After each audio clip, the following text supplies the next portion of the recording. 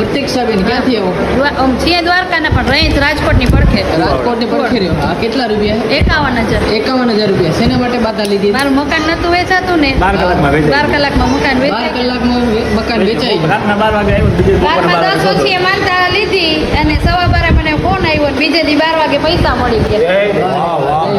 12 કલાક નથી થવા દીધું. એ બેટા જો કોઈ ચમત્કાર નથી. ના શ્રદ્ધા ને વિશ્વાસ. વિશ્વાસ.